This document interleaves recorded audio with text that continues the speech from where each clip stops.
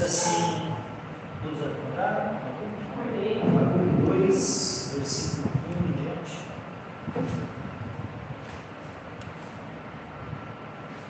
Diz assim a palavra do Senhor: sobre a minha guarda estarei, e sobre a fortaleza me apresentarei e vigiarei, para ver o que falará a mim, e o que eu responderei quando eu for repreendido. Então o Senhor respondeu e disse: escreve a visão e torna-a bem legível sobre tábuas, para que a possa ler quem passa correndo. Porque a visão é ainda para um tempo determinado, mas se apressa para o fim, e não enganará.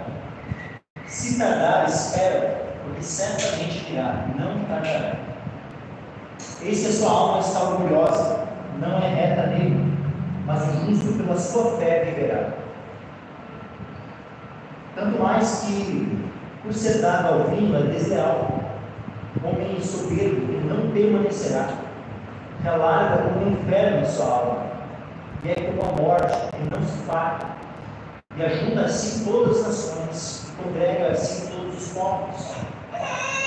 Não levantarão, pois, todos estes contra ele uma palavra, e um provérbio sarcástico contra ele, e se dirá: ai daquele que multiplica o que não é seu, até quando? E daquele que carrega as coisas científicas. Porventura não se levantarão de repente teus usurários, e não despertarão os que te farão tremer, e não lhes servirá escudo de despojo, porquanto despojaste a muitas nações. Todos os demais povos te despojarão a ti, por causa do sangue dos homens, e da violência feita à terra, à cidade, e a todos os que nela habitam. Ai daquele que, para sua casa, ajunta cobiçosamente bens mal adquiridos, para pôr o seu ninho alto, a fim de se livrar do poder do mal. Vergonha maquinaste para tua casa, desvirtua-me nos povos, pecaste contra tua alma, porque a pedra clamará da parede, e a trave lhe responderá do madeiramento. Ai daquele que edifica a cidade com sangue, e que funda a cidade com iniquidade. Porventura não vem do Senhor dos Exércitos que os povos trabalhem pelo fogo, e os homens se cansem em vão? Porque a terra se encherá do conhecimento da glória do Senhor, como as águas cobrem o mar. Ai daquele que dá de beber ao seu companheiro, ai de ti que adicionas a bebida ao teu furor, e o embebedas para ver as torres. Serás farto de ignomínia, ilda em lugar de honra. Bebe também, e ser como incircunciso. Cálice da mão direita do Senhor voltará a ti, e ignomínia cairá sobre a tua glória. Porque a violência cometida contra o Líbano te cobrirá, e a destruição das feras te amedrontará, por causa do sangue dos homens, da violência feita à terra, à cidade e a todos que nela habitam. Que aproveita a imagem da escultura depois que ele esculpiu o seu artífice? Ela é a imagem de condição que ensina mentira, para que quem a formou confie na sua obra, fazendo dos mundos. Ai daquele que diz ao pau a porta, e a pedra muda, desperta. Pode isso ensinar? Eis que está coberta de ouro e de prata, mas dentro dela não há espírito algum. Mas o Senhor está no seu santo templo, cale-se diante dele toda a terra. Amém. Pode se sentar, queridos.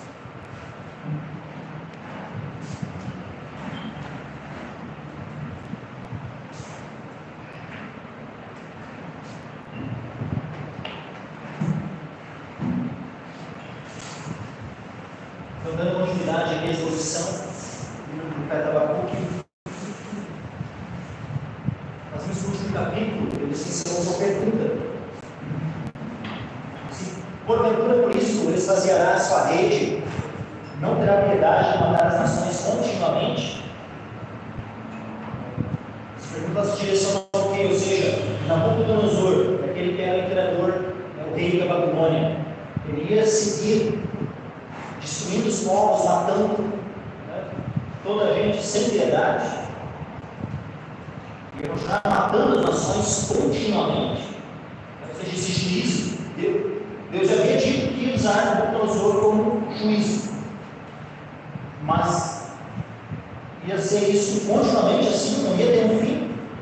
Esse juízo da parte de Deus, onde Nabucodonosor e o Império Babilônico foram um instrumento. Não ia ter fim esse juízo? Essa é a questão. E aí, então, no capítulo 2, versículo 1, o profeta Abacuque ele diz assim: sobre a minha guarda estarei, e sobre a fortaleza me apresentarei e vigiarei, para ver o que falará a mim. Ou seja, ele queria saber qual era a resposta aos seus questionamentos. O que Deus iria falar?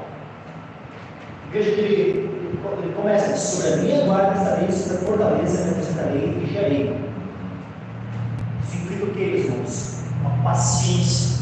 Ele vai, se coloca no lugar onde ele espera receber a resposta do Senhor. Ele espera pacientemente. Ele espera com vigilância para ver o que falará a mim. Só que veja, o homem pode repreender a Deus? Nunca. Nunca o homem pode repreender ao Senhor. A gente vê, por exemplo, em algum momento da vida de Jó, Jó ele está ali, em dado momento, questionando a justiça de Deus e chegando ao ponto praticamente de repreender a Deus. Depois Deus vem, e quando Deus fala com Jó, ele simplesmente finaliza assim: o que eu vou dizer? Eu sou pó, sou cinza, eu me abomino pó na cinza, após ser repreendido pelo Senhor. E nós vemos aqui que Abacuque, por mais que ele estava ali, impressionado com o julgamento do Senhor, e ele questionando, a gente vê algumas questões que ele levanta. Por exemplo, no capítulo 1, versículo 13: questão puro de olhos, não podes ver o mal, e a opressão não podes contemplar. E aí ele pergunta: por que olhas para os que procedem alegosamente de calas, no livro devora aquele que é mais justo que ele? Só que agora ele espera a resposta do Senhor. E ele sabe que, dependendo de como é que ele colocou os seus questionamentos diante do Senhor, o que pode vir é uma repreensão. Por isso que ele diz: para ver o que falará a mim, e o que eu responderei quando eu for repreendido. O que poderia vir a repreensão. Ou seja, jamais o homem vai encontrar algo em Deus que ele possa repreender, que ele possa dizer assim: não, isso aí está errado, Deus fez, não está certo. O homem jamais vai poder questionar a justiça de Deus, a bondade de Deus, o amor de Deus, a sabedoria de Deus. Jamais o homem poderá repreender o Senhor. Mas o homem, por mais que ele se ache na razão, por mais que ele ache que está certo, o homem de Deus tem que estar ali diante de Deus em humildade, sabendo que ele precisa sondar o seu coração. Segundo Davi, Davi lá no Salmo 139, ele finaliza o Salmo com essa oração. Salmo 139, versículo 23 e 24: sonda-me, ó Deus, e conhece o meu coração. Prova-me e conhece os meus pensamentos, e vê se há em mim algum caminho mau. Se Deus sondasse, o provasse, e visse que houvesse nele caminho mau, o Senhor não repreenderia? O repreenderia. É dessa forma que ele ia mostrar a Davi que ele estava seguindo o caminho mau. E dessa forma, por meio da repreensão do Senhor, é que Davi seria conduzido, guiado pelo caminho eterno. Vê se ele é um caminho mau, guia-me pelo caminho eterno. Se ele está no caminho mau, como é que ele vai passar a seguir o caminho eterno, um caminho bom, um caminho justo, sem a repreensão do Senhor? Então, quando nós vamos orar no Senhor, questionar, buscar uma resposta em Deus aos nossos questionamentos, nós precisamos estar abertos para a repreensão do Senhor, assim como o profeta Abacuque. Sobre a minha guarda estarei, sobre a fortaleza me apresentarei e vigiarei, para ver o que falará a mim, e o que eu responderei quando eu for repreendido. E aí o Senhor responde, versículo 2 em diante, está aqui a resposta do Senhor. Então o Senhor respondeu e disse: escreve a visão, torna-a bem legível sobre tábuas, para que a possa ler quem passa correndo. A primeira coisa que Deus faz é dar uma ordem. Ó, tudo que eu vou te falar agora, todas as respostas que eu vou te dar, escreve isso sobre tábuas, de maneira bem legível. Que até que quando passando correndo, possa ir olhando assim, olha, e ver. Aqui, ó. Está escrito aqui a palavra do Senhor. Se alguém passar correndo na rua, é capaz de olhar assim e conseguir ler isso. Escreve visão, agora bem legível para que possa ver quem passa correndo. Isso que nós vamos já falar sobre a própria Escritura.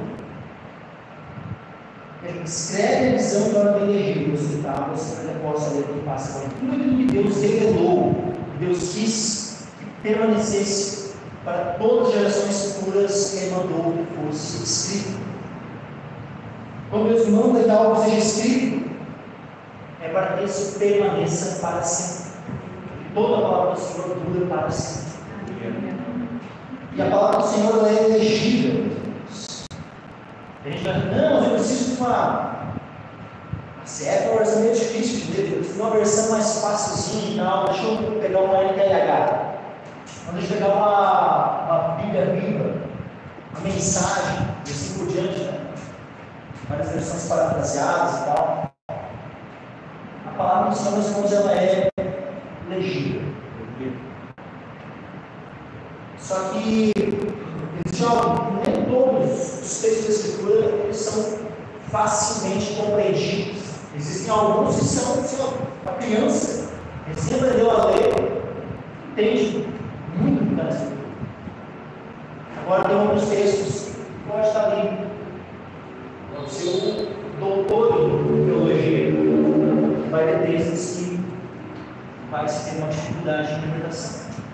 Agora, o que de fato é necessário para que alguém possa compreender as Escrituras? O que de fato é necessário é a iluminação, é a revelação do Espírito Santo, sabe? Estava lendo ontem um texto com minhas esposas. O salmo que eu mais gosto é o Salmo 119. E ali tinha uma passagem desse salmo. Deixa eu ver se eu não cheguei a marcar aqui. Deixa eu ver se eu lembro aqui. Salmo 119, versículo 18. Essa oração do salmista a Deus. Abre tu os meus olhos para que veja as maravilhas da tua lei. Então, quando nós estamos diante da palavra do Senhor e queremos entendê-la, nós precisamos pedir ao Senhor: Senhor, abre os meus olhos para que eu veja as maravilhas da tua lei. Para que eu possa compreender as maravilhas que há, a preciosidade, o tesouro que há na tua palavra. Se o Senhor não abrir os nossos olhos, nós não compreenderemos, porque as coisas espirituais, que a palavra de Deus ela é espiritual, as coisas espirituais se discernem espiritualmente. É espiritualmente que se discernem as coisas espirituais. Então, como é que um homem espiritual vai discernir a palavra de Deus que é espiritual? É pelo poder do Espírito Santo, é pela atuação do Espírito Santo, pela iluminação e revelação do Espírito Santo nos concede. É dessa forma que nós aprendemos todas as coisas. Versículo 13 diz assim: porque a visão é ainda para o tempo determinado, mas se apressa para o fim, não dará. Se tardar, espera, porque certamente virá, não tardará. Aqui, meus irmãos, esse texto ele vai se aplicar de duas formas. É uma profecia que ela tem um duplo cumprimento. Ela tem um cumprimento porque ela se dá com a destruição de Babilônia. Tá? Aquela Babilônia ali, Nabucodonosor, né? Levou adiante, conquistou, né? Alagoas, território deste império, Babilônia. Então aquela Babilônia iria cair. E a queda da Babilônia é o cumprimento dessa profecia. Só que também há uma Babilônia futura que vai cair. Quando essa Babilônia futura cair, ela vai cair quando? No que dia? No dia da volta do nosso Senhor. Quando o Senhor Jesus voltar, a Babilônia futura, o reino de Cristo, vai cair. Então essa profecia, meus irmãos, ela tem um cumprimento, se aplica tanto para aquele contexto imediato de Abacuque, o exílio que na sequência já ia começar, não tinha começado ainda, mas ia começar, e Deus já estava dando ali uma clareza de que o juízo sim, ele ia terminar, como o profeta pede. Ele não terá piedade de matar as nações continuamente. Aí Deus responde: vai ter um momento que vai cessar, vai ter um momento de Babilônia vai cair. É isso. Porque a visão é ainda para o tempo determinado. Há um tempo determinado para a queda de Babilônia. Eu já havia demarcado. Eu já havia dito até o nome do rei que ia fazer isso. Isaías antes de Abacuque. Pensa, Abacuque viveu na época de Jeremias, na época do rei Manassés, de Josias.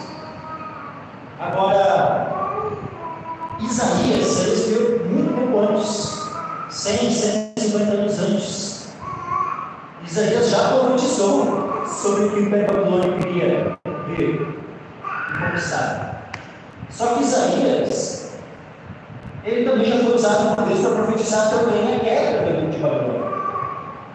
Inclusive citando o nome do rei que iria fazer isso, que iria libertar o povo de Israel, que seria o rei Ciro. É isso que você está vendo.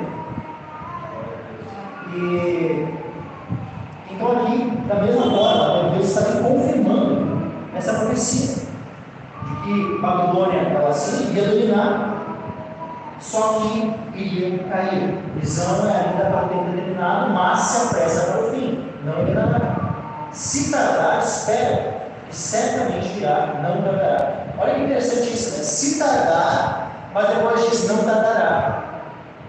Se tardar o quê? Da perspectiva humana.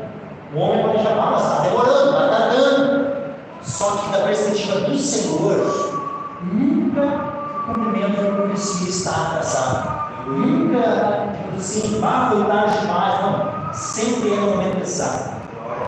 Deus tem todo o cronograma da história. Tudo. Ano, mês, semana, dia, hora, tudo no tempo exato. Jesus, ele veio no tempo certo ou veio em qualquer tempo? Veio no tempo exato, sabe? A plenitude dos tempos, né? como diz lá em Efésios. Então, irmãos, cada detalhe do cumprimento das profecias do Senhor, nunca algo acontece atrasado. Sempre acontece no tempo que foi determinado.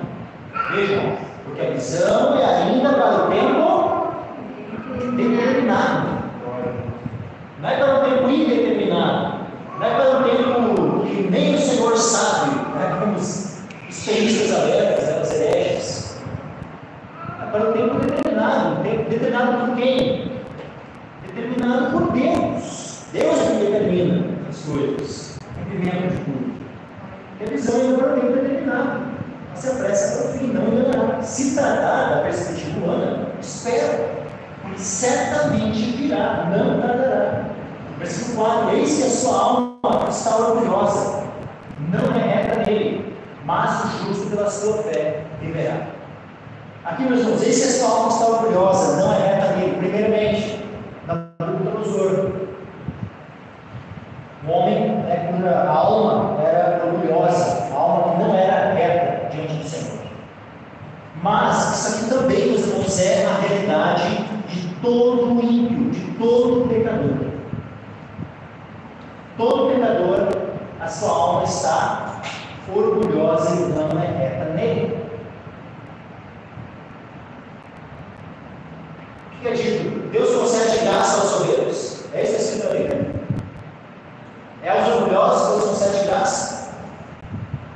Mas Jesus diz pelo contrário. Deus resiste aos soberbos e concede graça aos humildes. Aqueles que se humilham debaixo da potente mão de Deus, a estes Deus concede graça. E aqueles que são soberbos, que são orgulhosos, Deus resiste. O que nós podemos então ver aqui claramente, eis que a sua alma está orgulhosa, não é reta nele. Aquele que é orgulhoso é alguém que anda por fé? É alguém que crê no Senhor, que confia no Senhor? Não. O orgulhoso confia em si mesmo.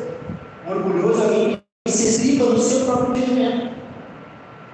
Agora, aquele que é humilde, este confia no Senhor. Confiar no Senhor, meus irmãos, crer no Senhor, descansar no Senhor, é equivalente, é sinônimo de ter um coração humilde. Porque não tem uma pessoa orgulhosa, uma pessoa soberba, não consegue confiar no Senhor. Ela confia em si mesma. A confiança dela no Senhor no máximo é algo que é da boca para fora. No máximo são apenas palavras lançadas ao vento. Uma suposta confiança no Senhor de um coração que é orgulhoso, de um coração que é soberbo. Eis que a sua alma está orgulhosa, não é reta nele. Agora, em contrapartida, do outro lado, nós temos o justo, que pela sua fé verá. Ele justamente é justo por causa da fé. É dito Abraão, creu em Deus. Isso lhe foi imputado para a justiça. Então, o justo é aquele que crê. Aquele que crê é feito justo. Então, por isso, o justo pela sua fé verá. É interessante que esse texto, meus irmãos, ele vai ser citado no Novo Testamento por 3 vezes. 3 vezes nós temos citação desse texto aqui no Novo Testamento. E veja que eu citei o versículo 3. Vou ler novamente o 3 e o 4, porque a missão é ainda para o tempo determinado. Mas se apressa para o fim, não mirará. Se tardar, espera, porque certamente virá, não tardará. Eis que a sua alma está orgulhosa, não é reta nele, mas o justo, pela sua fé, viverá. Vamos abrir, meus irmãos, primeiro lá em Hebreus, capítulo 10.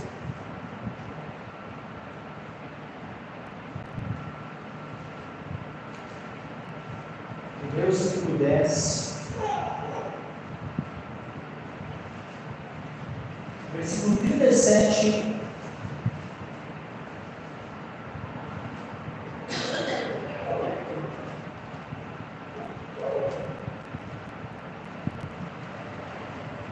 Vamos ver um pouquinho antes. Vamos ver o versículo 32.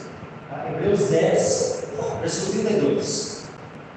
Pessoal, lembrai-vos, porém, dos dias passados, que depois de seres iluminados, suportastes grande combate de aflições. Vejam, iluminados por quem?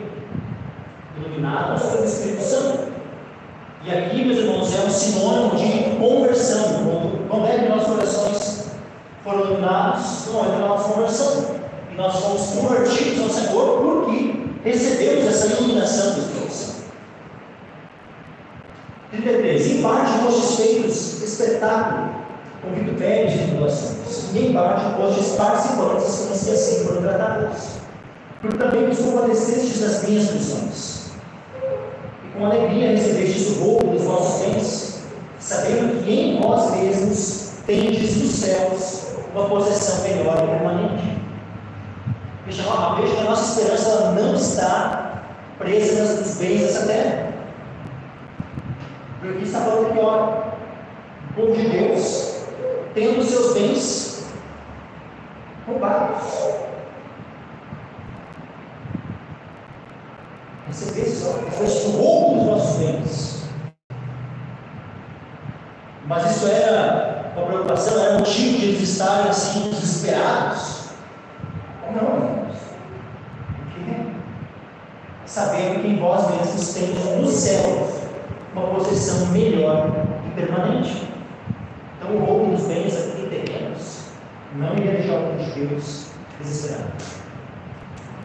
35. Não rejeiteis, pois, a vossa confiança, que tem grande e amputado ladrão, porque necessitais de paciência, para que depois de haveres feito a vontade de Deus, possais alcançar a promessa.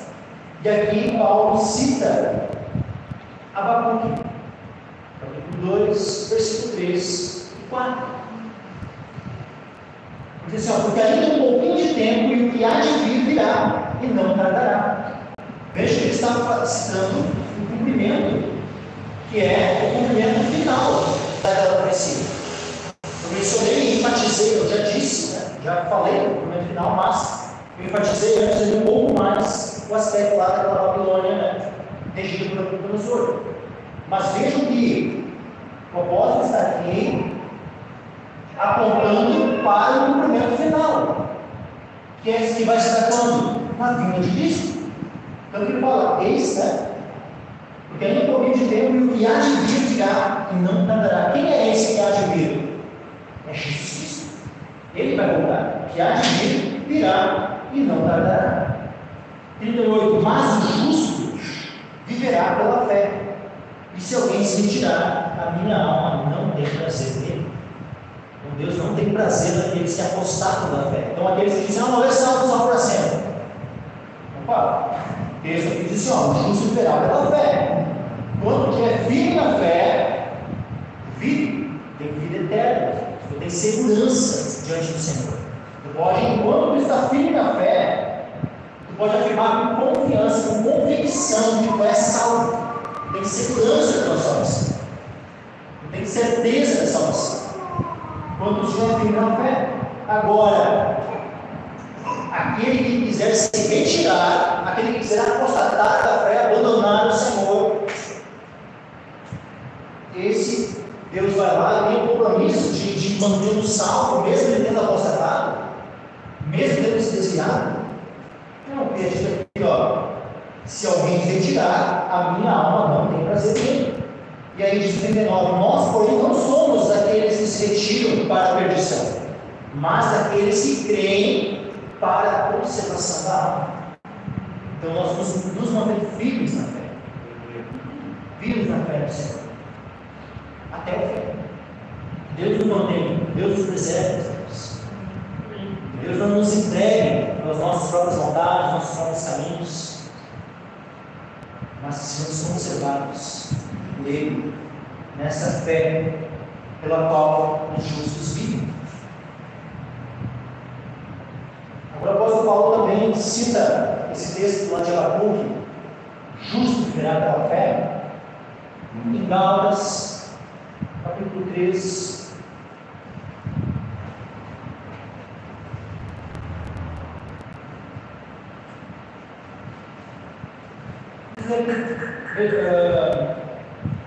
Gálatas 3, versículo 6 em diante. Gálatas 3, versículo 6 em diante. Assim como Abraão creu em Deus, e isso lhe foi imputado como justiça. Então veja que Abraão foi considerado justo por causa da fé. Por causa da fé, Abraão foi considerado justo. A justiça lhe foi imputada por meio da fé.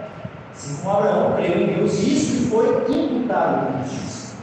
7. Sabei, pois, que os que são da fé são filhos de Abraão. Ora, dentro da Escritura previsto que Deus havia de justificar pela fé os gentios, anunciou primeiro o Evangelho a Abraão, dizendo: todas as nações serão benditas em ti, de sorte que os que são da fé são benditos com o crente de Abraão.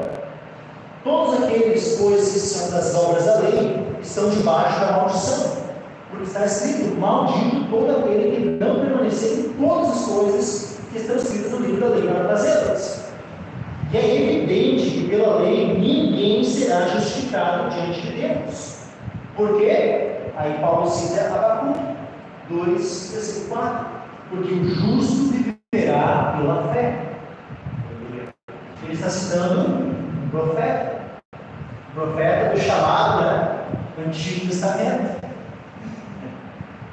Mas que estava anunciando o quê? O princípio de que o justo vive pela fé. Abraão, que veio essa lei, ele viveu como? Ele foi justificado como? Pela fé. Então, o padrão de justiça, meus irmãos, desde o princípio, sempre foi e sempre será pela fé. Não há outro meio de salvação. O único meio de salvação é a graça de Deus por meio da fé. Não há outra forma de não ser seja antes da vinda de Cristo ou depois da vinda de Cristo. Sempre a salvação se deu pela fé. Justo viverá pela fé. Isso é um princípio que é Deus. É um princípio que é desde o princípio. O princípio que é desde o princípio. Justo viverá pela fé. E o último texto, onde essa passagem de Abacuque é citada, é aqui em Romanos capítulo 1. Romanos 1. E olha, meus irmãos, a importância desse texto. Mesmo que tremendo foi essa resposta, de Abacuque, estava lá, as flores de vigia, esperando a resposta de Deus. Veja que tremendo e importante foi essa resposta que Abacuque recebeu da parte do Senhor. Onde Deus fala, é Deus quem falou, justo viverá pela fé. Isso ali fazia parte da resposta de Deus para Abacuque. Tudo isso que a gente está lendo, lá em Abacuque 2, versículo 2 em diante, é tudo a resposta de Deus para Abacuque. Deus falou para Abacuque.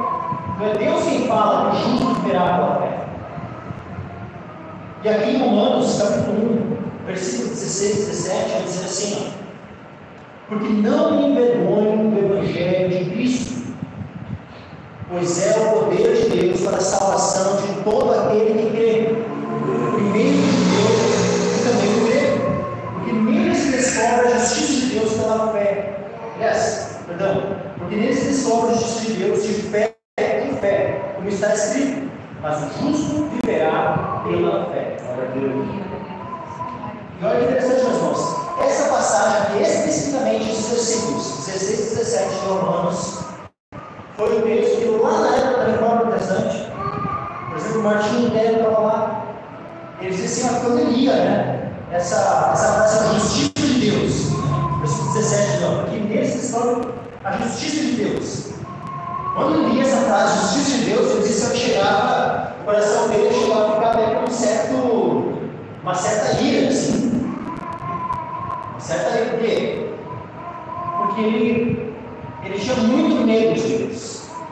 Ele tinha muito temor. Ele estava ali se martirizando, era jejum, era isso, tudo para tentar agradar a Deus, fazer a vontade de Deus e ver se conseguia ser aceito.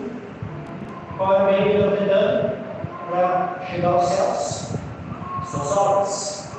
Estava lá a vida. Só que ele sabia a consciência dele sempre, martelando. Ele era um pecador.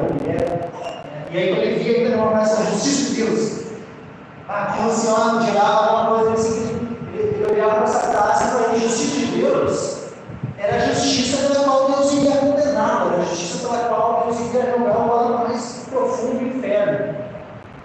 E de fato, Deus, por sua justiça, aqueles que não se arrependerem, aqueles que não crerem em Jesus Cristo, sim, pela justiça de Deus serão julgados. Mas, percebam que neste contexto aqui, meus irmãos, a justiça de Deus que está sendo anunciada nessa passagem que falamos, ela não é a justiça de Deus pela qual os homens serão julgados e condenados. É a justiça de Deus pelo contrário. É a justiça de Deus que ela é imputada aos homens pela fé, pela qual os homens são justificados. E aí, ele escreve, quando ele estava lendo assim, geralmente quando Deus revelou, iluminou o coração dele, diante dessa passagem, porque não revelou o Evangelho de Cristo, que é o poder de Deus para a salvação de todo aquele que crê. Primeiro o judeu e também o grego, porque nele se descobre a justiça de Deus de fé em fé. Está escrito: mas o justo viverá pela fé. Então, quando finalmente o Espírito Santo revelou que essa justiça de Deus aqui é a justiça pela qual nós somos justificados, e isso pela fé, ele disse que é como se as portas do céu tivessem sido abertas, sabe, diante dele. E aí ele fala assim, que ele começou a se percorrer, tudo que ele queria lembrar, as coisas da Escritura, começou a fazer sentido, começou a se encaixar, sabe, por uma alegria assim. Daí ele fala assim, é como se ele considera que aquele momento, o momento onde ele nasceu de novo. Sabe, esse texto é tão tremendo. E esse texto acaba que é um texto que é um lema da reforma: a justificação pela fé. que tem descobre a justiça de Deus, o Evangelho de Cristo. É revelado, se descobre, é revelado a justiça de Deus, pela qual nós somos justificados. A justiça de Deus de fé em fé. Está escrito: o justo viverá, o justo ele tem vida, ele recebe a vida eterna pela fé. Justo viverá pela fé. Vamos voltar lá para Abacuque. Abacuque capítulo 2, versículo 4. Eis que a sua alma está orgulhosa, e não é reta dele, mas o justo pela sua fé viverá.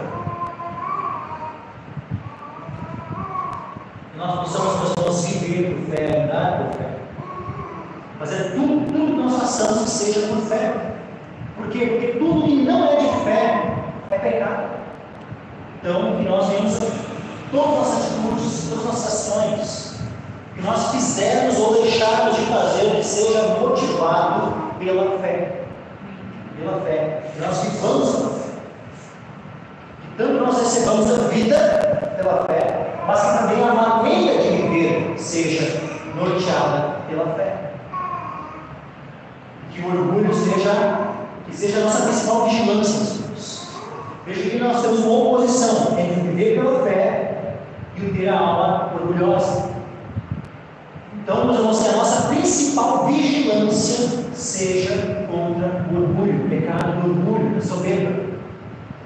Todos nós estamos sempre vigiando o nosso coração contra a soberba, contra o orgulho.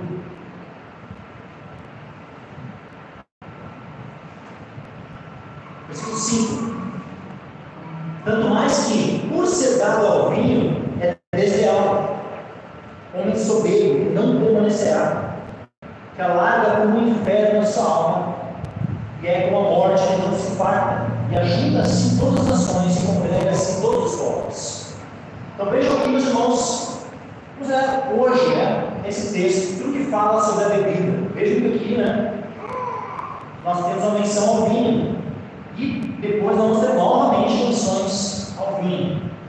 E vejam se é uma menção boa. Vejam se com base nessa passagem é coerente que o povo de Deus seja um povo dado ao vinho. Aqui diz só tanto mais que por ser dado ao vinho é desleal. Veja que o motivo da deslealdade é dito aqui, o motivo de ser desleal é porque era um homem dado ao vinho. É desse homem soberbo que não permanecerá. Que alarga como um inferno a sua alma, é o seu desejo, uma morte que não se farta, e ajuda-se todas as nações, e congrega-se dos povos. Aqui no primeiro momento está falando de Nabucodonosor, mas também vai se aplicar à sua descendência. É óbvio que isso vai ser aplicado também a todos aqueles que são dados ao vinho, mas vamos lá. Mas, especificamente no texto da profecia, Nabucodonosor e a sua descendência eram homens dados ao vinho, e homens que tinham sede de conquista, homens que, vamos dizer aqui, sua alma se alargava como um inferno, uma morte que não se farta. Ajudavam as civilizações, congregavam as dos povos, que é isso, a sede de conquista. Nós vemos hoje isso no coração de alguns homens. O Nabucodonosor daquela época, o mesmo princípio está em homens hoje como Putin lá na Rússia. Sua sede de conquista. A Ucrânia é só o primeiro dos países. Já não invadiu outros países antes. Não tem a intenção de invadir outros. O Xi Jinping lá da China não está lá dominando, criando várias redes artificiais, dizendo que o mar do sul da China é dele, querendo estabelecer o domínio dele nas várias daquelas nações ao redor, e não só lá. Tem que depender. A China quer ser uma potência para substituir os Estados Unidos. E assim por diante, meus irmãos, o coração desses líderes mundiais tem os mesmos princípios que havia no coração de Nabucodonosor e dos seus filhos. Homens que se dependerem deles, se depender da vontade deles, eles vão amargando a sua alma no inferno, uma morte que não se paga. Querem, na sua disposição, ajuntar a si todas as nações, congregar a si todos os povos. Isso sempre vai estar no desejo de grandes líderes mundiais. Esse desejo de querer conquistar, de querer ter o máximo de nações debaixo do seu guarda-chuva, debaixo do seu poder, debaixo da sua autoridade. Até que por fim vai se levantar um que de fato vai conseguir de fato ajuntar a si todas as nações e congregar a si todos os povos. Porque até hoje, meus irmãos, nunca houve alguém que conseguiu de fato estabelecer um domínio mundial absoluto. Até hoje não houve isso. Houve grandes reis que conseguiram conquistar muito, mas não houve um que se estabelecesse de fato um domínio sobre todas as nações. Mas ainda vai surgir um reino, o reino de Cristo, que vai ser dado a ele por 3 anos e meio, o domínio de todas as nações, todas as tribos, todas as línguas. E como essa profecia ela tem um cumprimento duplo, em parte ela vai se aplicar lá no Nabucodonosor, mas em parte ela vai se aplicar ao Anticristo, que vai largar a sua alma no inferno, uma morte que não se paga. E veja como esses termos, né? Morte e inferno, são frequentemente conectados lá em Apocalipse.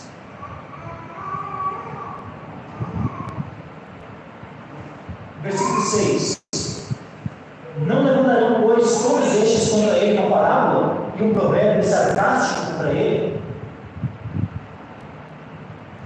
Que interessante, né?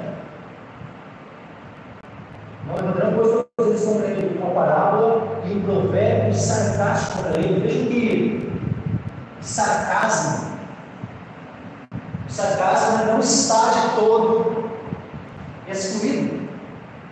O povo de Deus, alinhado, né, debaixo da revelação das Escrituras, existem ocasiões onde o povo de Deus pode usar de sarcasmo, pode usar de ironia, né, de uma espécie de zombaria.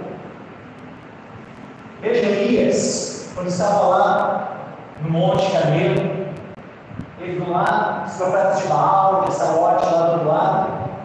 Aí ele falou lá, o Deus escolhido do fogo é que é o Deus verdadeiro. Ele deixou ele, eu preferência, escolha aí. Né? Vocês primeiro, o animal do sacrifício, podem começar vocês. Começaram a clamar para Baal, e se cortar, e pular, e fazer poeira.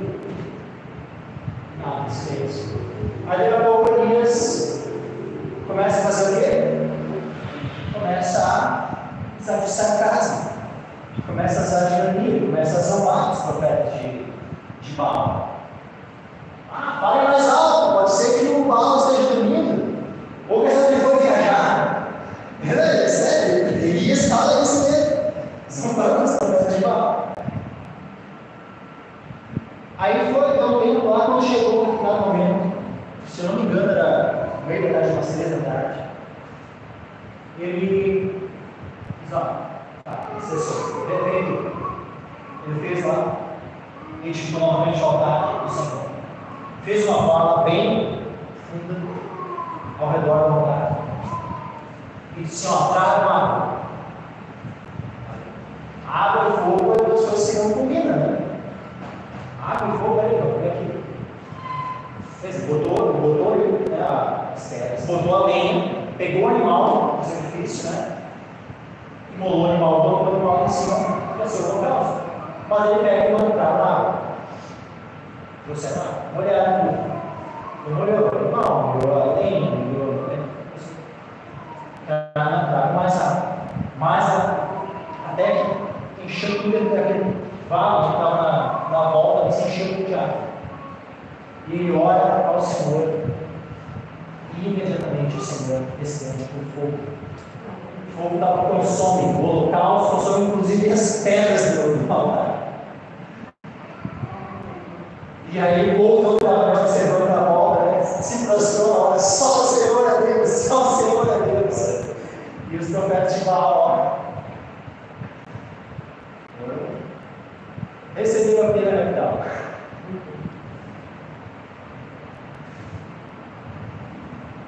Nós vamos em Salmo 2. Salmo capítulo 2. Diz assim, olha só, uma pergunta. Mas veja que é uma pergunta, o Salmo 2 é muito pequeno, irmãos, porque ele é uma pergunta que é bem nesse sentido de Apocalipse 2,6. Não levantando foi por vezes contra ele uma parábola, tem um provérbio sarcástico contra ele. Veja, olha aqui o Salmo 2, versículo 1. Por que se amotinam os gentios e os povos imaginam coisas vãs?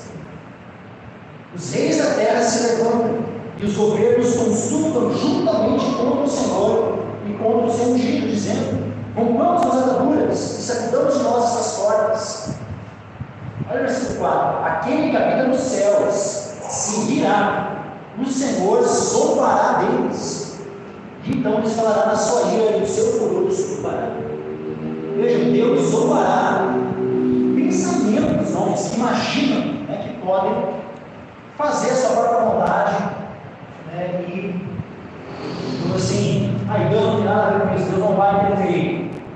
Os homens acham, eles podem até achar que Deus não vai interferir nas suas más ações. Esses nossos juízes, que nós temos, nossa supervisão, podem até achar que Deus não está olhando, que Deus está indiferente. Esses deputados, presidente, governadores, podem até achar nas suas mentezinhas limitadas que Deus não está levando em conta as suas atitudes, as suas impiedades, as suas iniquidades, as suas decisões, visando o benefício próprio, visando qualquer outras ideologias satânicas, vendo o povo de Deus como inimigos. Mas Deus se virá, Deus zombará deles. Vai chegar o tempo onde não levantarão, pois, todos estes contra ele uma parábola e um provérbio sarcástico contra ele, e se dirá: ai daquele que multiplica o que não é seu, ai daquele que multiplica o que não é seu. Os cartões corporativos, os sigilos de 100 anos, multiplicando quanta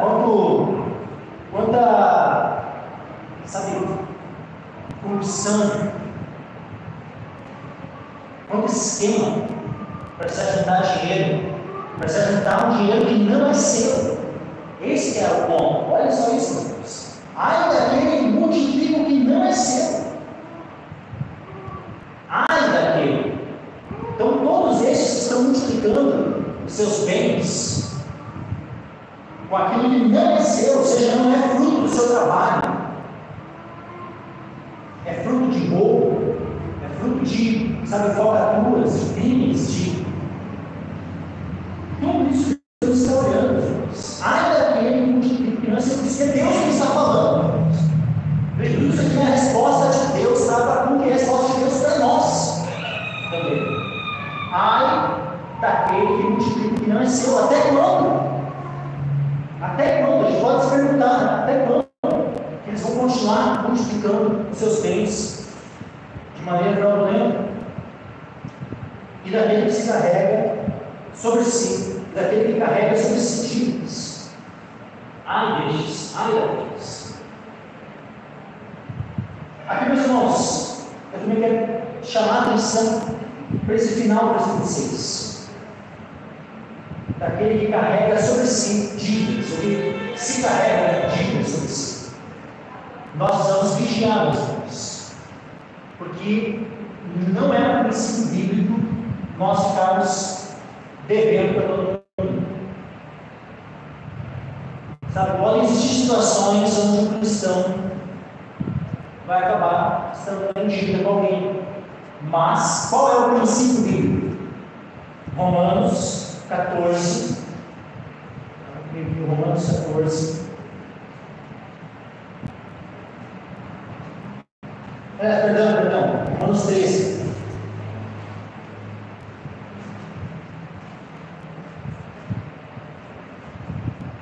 Romanos 13, versículo 8, vai dizer assim: ó, a ninguém devais coisa alguma, a não ser o amor que vos ameis uns aos outros, porque quem ama aos outros cumpriu a lei. Então, a ninguém devais coisa alguma. Esse é o princípio. Então, meus irmãos, muito cuidado com o superendividamento, essa coisa, sabe, de ficar, que faz empréstimo para mim, faz empréstimo para lá e vai. Né? Tome cuidado. Nós precisamos vigiar, meus irmãos. Estamos num tempo de instabilidade. Nós não sabemos como é que vai ser daqui para adiante. Então tem coisas que precisamos vigiar: cartão de crédito, empréstimos, pensamentos e tudo mais. Qualquer decisão nesse sentido, seja responsável. Tome muito cuidado. Tome cuidado. Porque ai, isso aqui, ó, ai daquele que se carrega sobre si dívidas. Não é sábio nós ficarmos se endividando. Então, vigiem, sejam cautelosos. Busquem, olhem ao Senhor, busquem sabedoria. E como administrar os bens que o Senhor nos empresta. Tudo que nós temos é empréstimo do Senhor. Toda a terra é sob a condição do Senhor. Então, nós venhamos a administrar bem os bens que o Senhor nos deu. Versículo 7: porventura não se levantarão de repente os teus usurários, e não despertarão os que te farão temer, e não receberás tu de despojo. Veja, esse princípio aqui é algo que se cumpre aqui, não mais, mas sobre todo aquele que se carrega de dívidas, isso pode acontecer. Os usurários, o que é o usurário? O usurário é aquele que cobra juros, ou seja, quantos, né? Trabalham no banco. Quantos processos de retomada de imóveis? Ou seja, o banco é o usurário que vai lá retomar o bem daquele que se encheu de dívida, se cobriu de dívida, se carregou de dívida e não retomou. Já vai lá usar ele. Toma. Então nós levantaremos de repente os usurários, não despertarão os que estiverão tremendo, e não lhes servirás por despojo. Então, nós temos que tomar cuidado também das crianças. Quantas vezes a escritura no provérbio vai dizer para nós tomarmos cuidado com os seus criadores? Porque a gente está se carregando de dívidas que elas nem são nossas, dívidas de terceiros. Vão lá, ensina aqui para mim o criador, vai lá, e aí daqui a pouco estão te tirando os teus bens por causa da dívida de um outro que não pagou. Então, sabedoria também nisso, na hora de ser criador de alguém.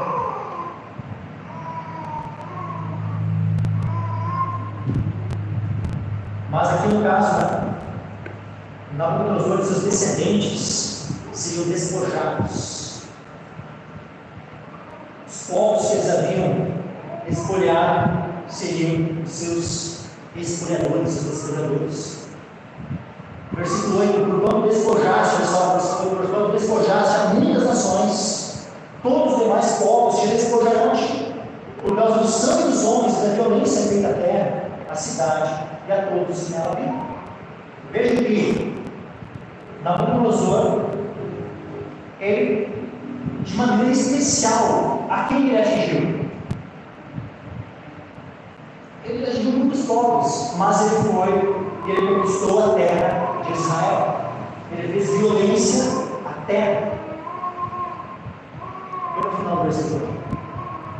Pessoal, por causa do sangue dos homens, especialmente os israelitas, o povo da aliança, da violência feita à terra, especialmente a terra de Israel.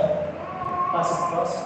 A cidade, de maneira especial, a cidade de Jerusalém, e todos os que nela habitam. Especialmente por isso, Deus entendeu julgar Nabucodonosor e a sua descendência. Versículo 9: ai daquele que para a sua casa ajuda cobiçosamente bens mal adquiridos, para pôr o seu mimo alto, a fim de se livrar do poder do mal. Aqui, mesma coisa, meus irmãos. Assim que Nabucodonosor era o líder, né, daquela nação ímpia, Babilônia, os líderes da nossa nação fazem a mesma coisa, meus irmãos. Ajuntam cobiçosamente bens mal adquiridos, ou seja, adquiridos com maldade, adquiridos com impiedade. Por quê? Porque eles querem pôr o seu ninho, né, no alto. Eles querem estar protegidos do mal. Eles querem estar na hora. Porque eles confiam nas riquezas, eles confiam nos bens, eles confiam nessas coisas, eles não têm Deus. Eles não têm essa confiança no Senhor.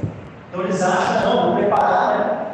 Vamos preparar o futuro, vou preparar o bem, né? Vou cuidar de mim e da minha família.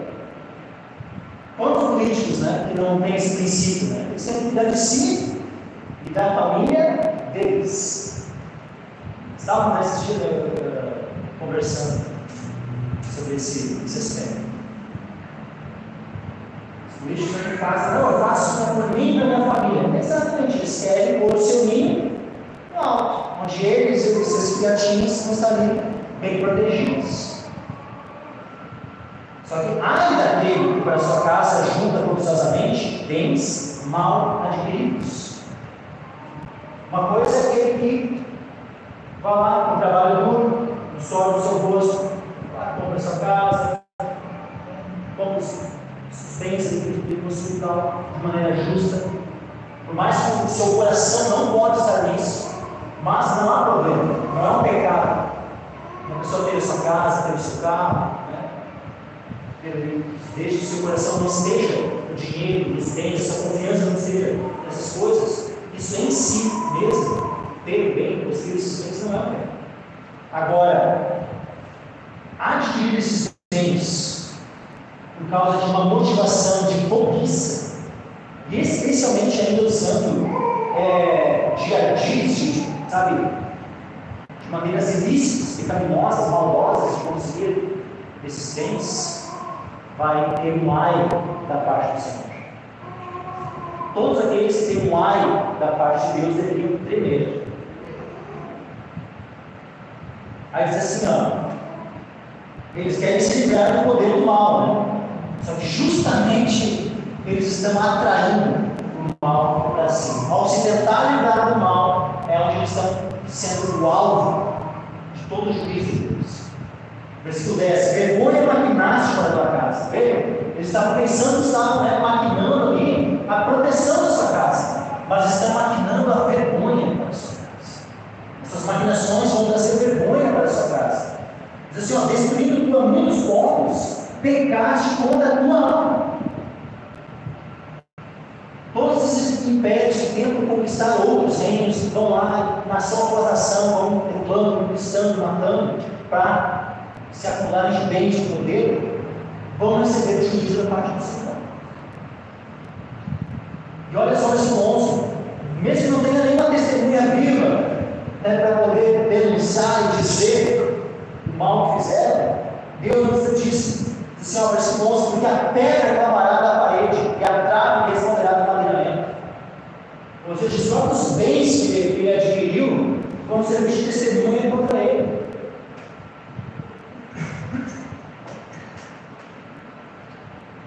A Escritura diz que a criação geme. A criação geme. Os homens não falarem, as próprias pedras clamarão. Quando os fariseus não disseram para Jesus, os meus discípulos vão ser escalados. Estava dizendo, pensando, frente da Bíblia e tal. Entraram no fato. Aí Jesus pede, se esses se calarem, as próprias pedras clamarão. Vergonha maquinaste para a tua casa, destruindo muitos céus, secaste a tua alma, porque a pedra clamará da parede e a trave responderá do madeiramento. Ai daquele que edifica a cidade com sangue, e que funda a cidade com iniquidade. Sabe, graças a Deus, o comunismo no Brasil não foi implantado ainda 100%, por meio de. Mas quantos países do mundo, o comunismo já foi implantado por meio de quê? De sangue, de iniquidade. mediunidade. Um reino lá do gordinho lá da Coreia do Norte, Kim Jong-un. O vô dele iniciou, depois o pai, agora ele, né?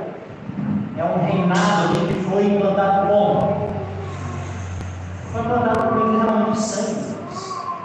Como é que o comunismo na China foi implantado? Por meio de aumento de muito sangue. É na faixa de 40 a 70 milhões de pessoas mortas na China.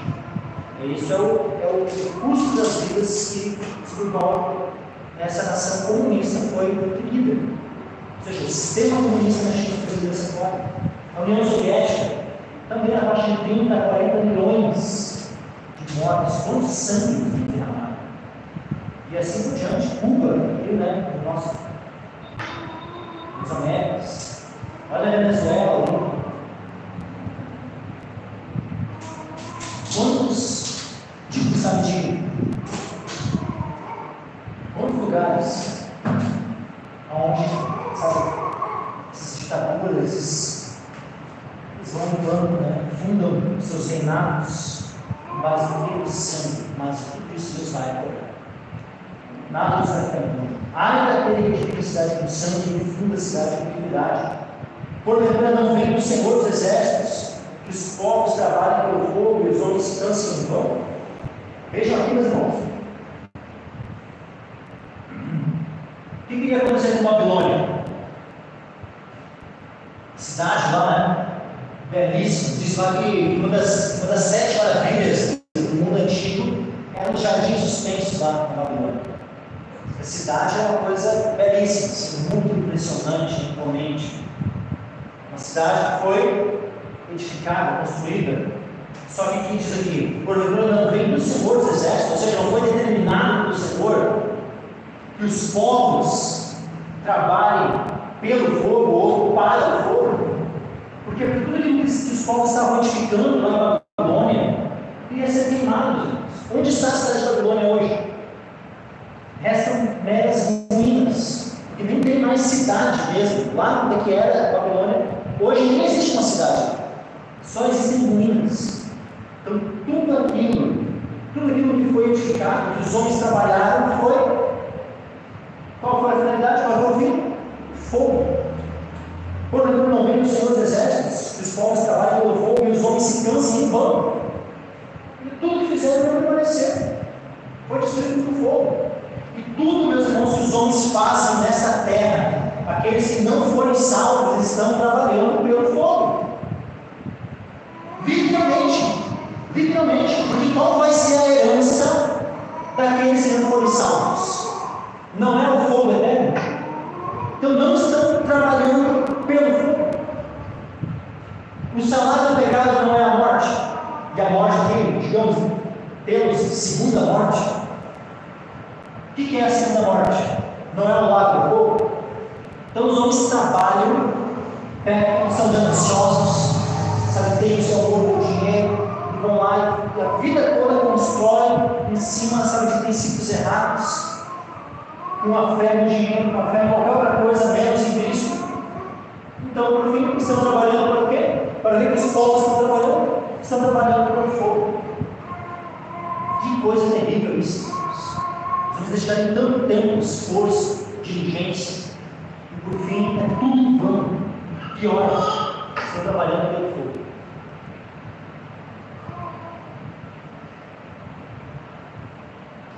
Porque a terra se encherá do conhecimento da glória do Senhor, como as águas cobrem o mar.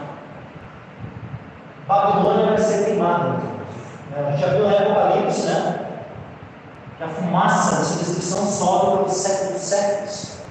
Quando a Babilônia é julgada, é especialmente quando é derramada 7 taças, sabe? Quando é derramada a última taça, que já celebrou Deus na Babilônia, uma grande cidade. Em que contexto é isso? O contexto da vinda do Senhor Jesus. O Senhor Jesus está voltando. Quando a Babilônia é julgada. O que acontece na sequência? Após Jesus voltar, começa o milênio. 1000 anos. O início, né? É o primeiro estágio, né, do reino de Cristo, físico, né, ele voltando fisicamente à terra. E reinar o reino dele é eterno, nunca deixou de reinar, mas agora é o estágio, né, do reino dele, onde hoje nós não, como diz lá em Hebreus, né, hoje nós não vemos tudo debaixo dos pés. Os homens estão ali, rebeldes, povos, né, fazendo suas vontades e tal, mas quando os senhores voltarem, ele estabelecer o seu reino nessa terra. Como diz lá o toque da sétima trombeta, né, o que vai ser dito? Vamos ver lá em Apocalipse.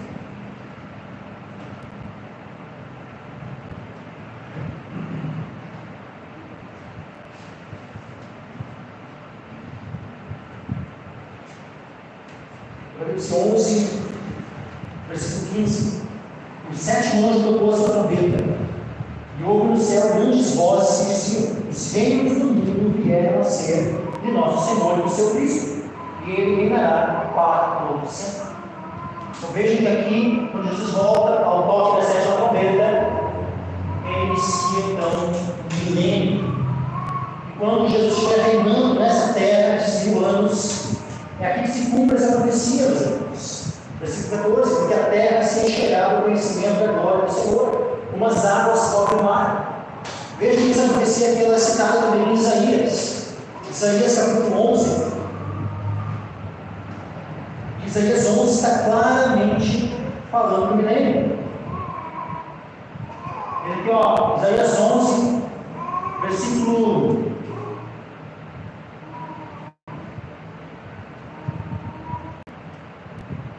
6: e morará o lobo com o cordeiro, e o leopardo com o cabrito se deitará, e o bezerro, e o filho de leão, e o animal cevado andarão juntos, e o menino pequeno os guiará. A vaca e a ursa passarão juntas, seus filhos se deitarão juntos, e o leão comerá palha com o boi. E brincará a criança no peito sobre a toca da áspide, e a desmamada colocará sua mão na copa do batismo. Quando é que isso acontecerá? Quando é que essa profecia vai se cumprir? Ela já se cumpriu em algum tempo? Não. Mas agora no milênio isso vai se cumprir. E aí diz assim, ó: não se fará, versículo 9, Isaías 11, 9: não se fará mal, nem dano algum em todo o meu santo monte, porque a terra se encherá do conhecimento do Senhor, como as águas cobrem o mar.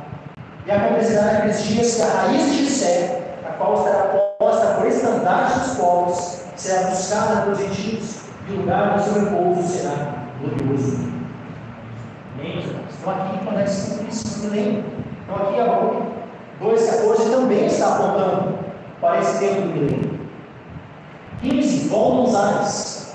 Abacuque 2,15: ai daquele que dá de beber ao seu companheiro, ai de ti que adicionas a bebida do teu furor, e o embebedas para ver a sua vez. Então, novamente aqui falando dessa bebida. E aqui vejam algo que a gente ouve com uma certa frequência, que acontece no Brasil. Lógico, acontece em outros lugares do mundo também. Está lá, o povo vindo nas festas, em bandas, quando bebendo. Daqui a pouco, né, quem vai lá e coloca, né, chama o Boa Noite Cinderela, um copinho lá na bebida. Ou simplesmente vão para a festa lá e vão, tipo assim, se envergando até, sabe, para poder, né, se liberarem, assim, muitas vezes, né, homens, né, já, né, com a malícia, né, já vão lá enviar, né, as mulheres, né, para poder levá-las para a cama, poder fornicar. É o mesmo princípio. Ai daquele que dá de beber ao seu companheiro, ai de ti que adiciona as bebidas do seu furor e que o embebedas para ver a sua nudez. Serás fardo de ignomínia. O que é ignomínia? Vergonha. Ou seja, serás fardo de vergonha em lugar de honra. Bebe também e ser como incircunciso. Veja que, olha só, bebe também e ser como incircunciso. Então, o beber aqui está sendo atribuído como uma atitude de incircuncisos. O que é um incircunciso? Especialmente nessa perspectiva aqui, é aquele que não está numa aliança com Deus. Veja que todos nós aqui somos circuncidados. Pode não ser na carne. Judeus eram circuncidados na carne. No oitavo dia, todo macho, no oitavo dia era circuncidado e a pele sobre Cristo. Mas agora, todos nós em Cristo, nós recebemos a circuncisão de Cristo, a circuncisão do nosso coração. Então, todos nós somos circuncidados, nós não somos incircuncisos. Aqui diz, deve também, e ser como incircunciso. Vejam que aqueles que querem ser como incircuncisos, que não estão na aliança com o Senhor, estão ordenados a beberem também. O que eles vão beber?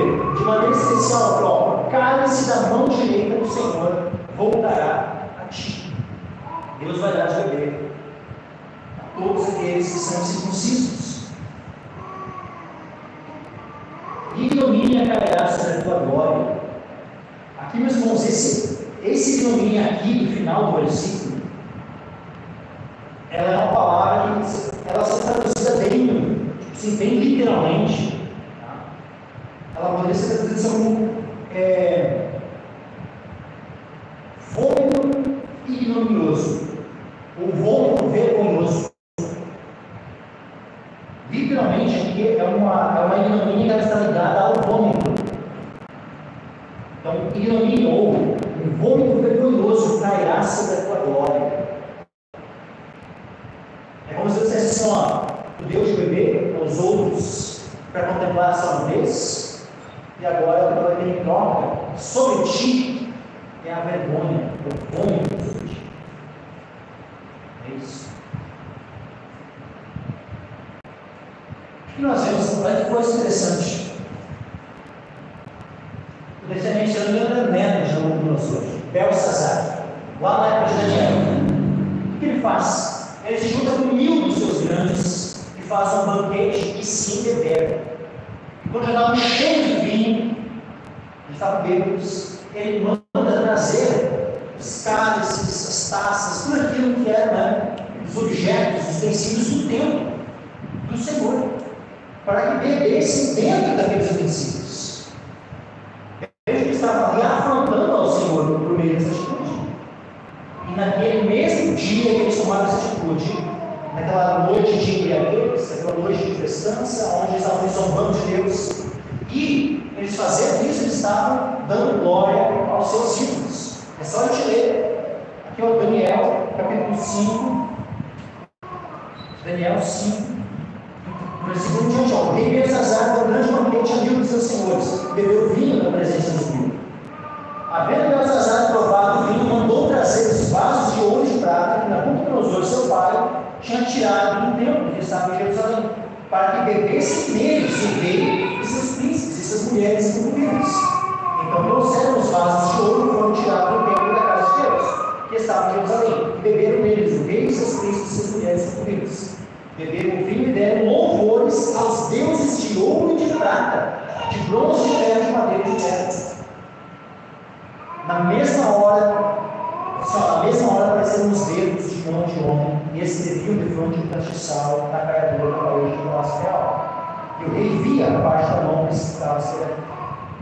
E aqui vem o juízo sobre o rei.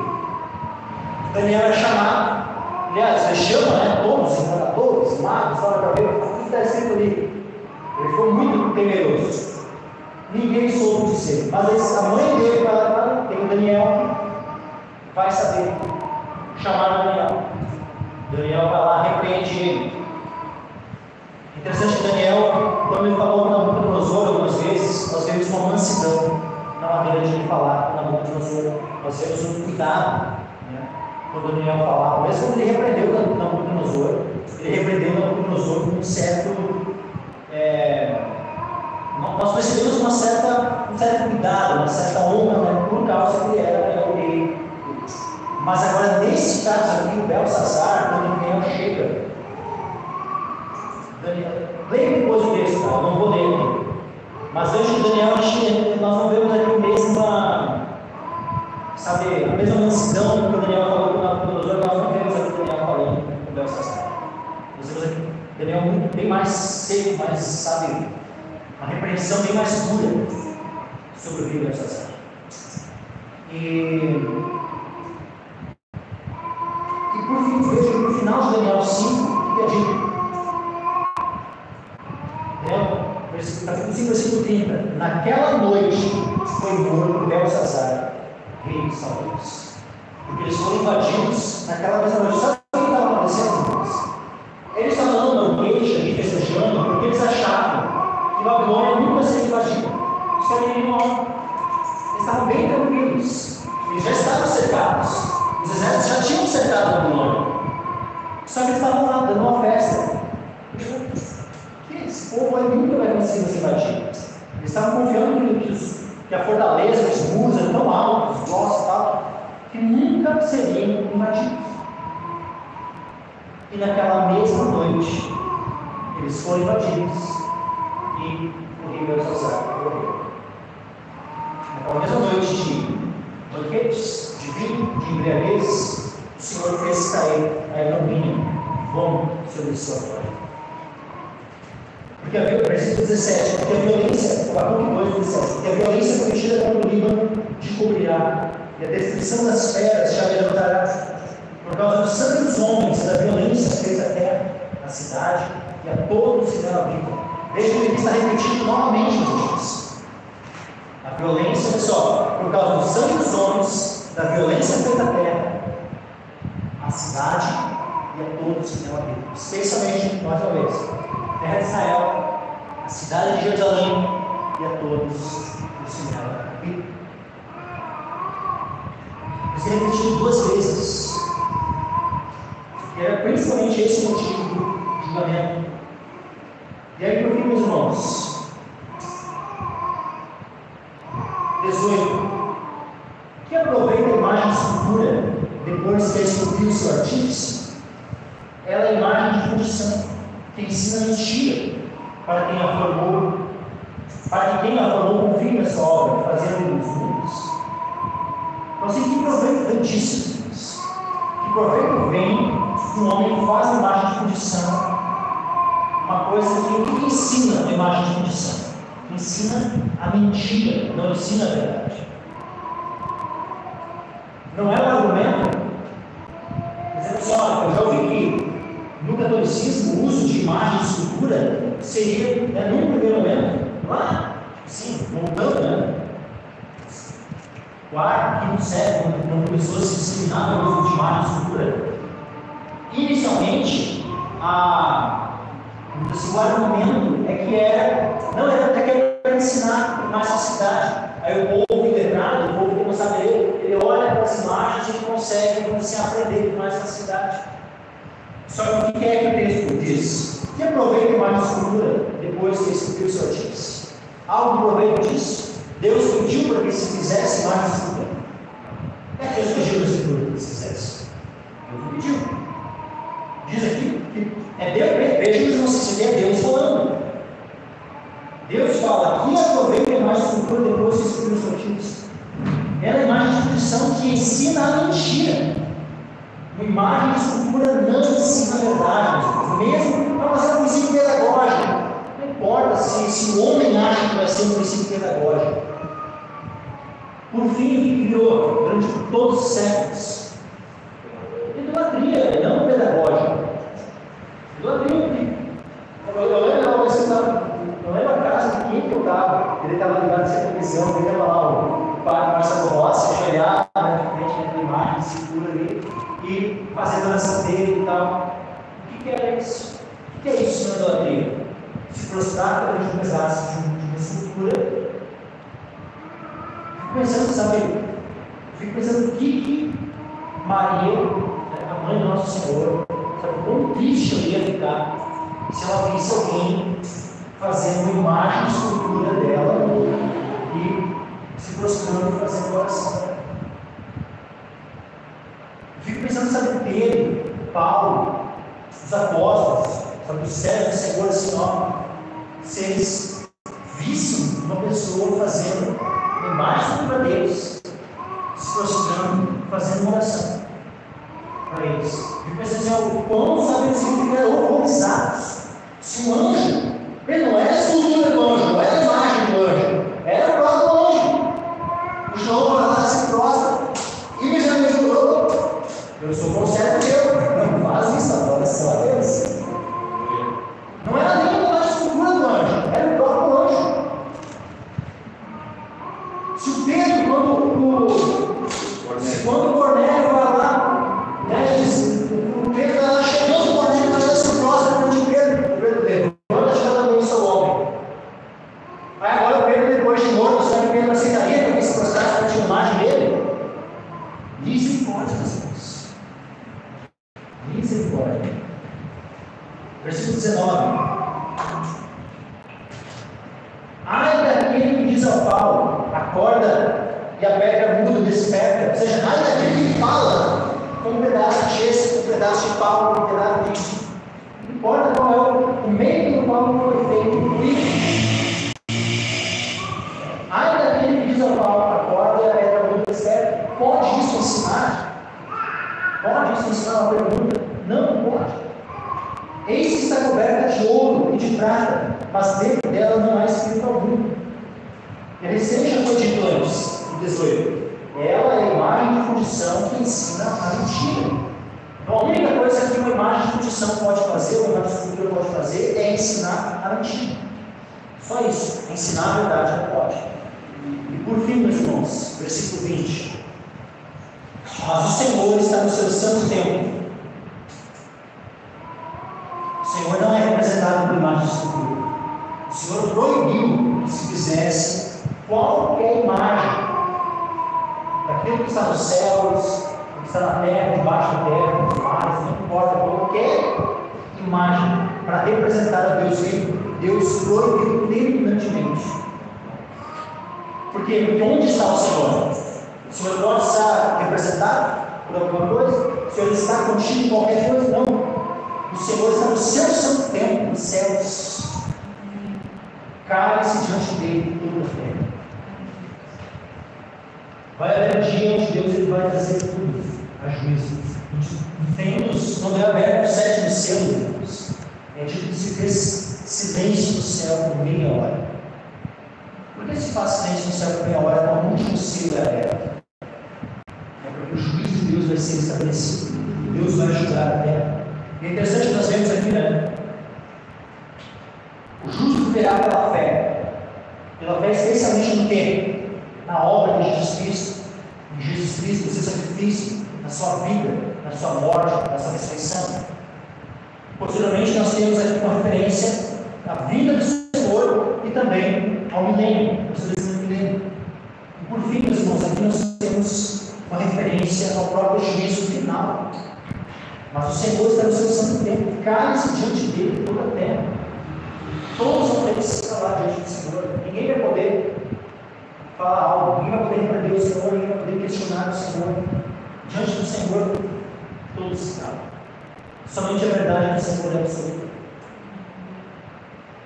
Somente a voz do Senhor é que, sabe, é eterna, que estabelece. O Senhor está no seu santo templo, cale-se diante dele. Quando nós começarmos a murmurar, venhamos a pôr a mão na nossa boca e só lembra de Jesus. Quando começarmos a maldizer, venhamos a nos calar diante do Senhor. Se for sair qualquer palavra da nossa boca, que não seja glorificação, que não seja de graça aquele Senhor, nós venhamos a ficar calados.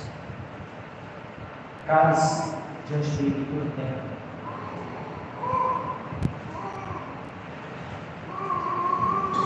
E nós venhamos a ter essa percepção, Deus.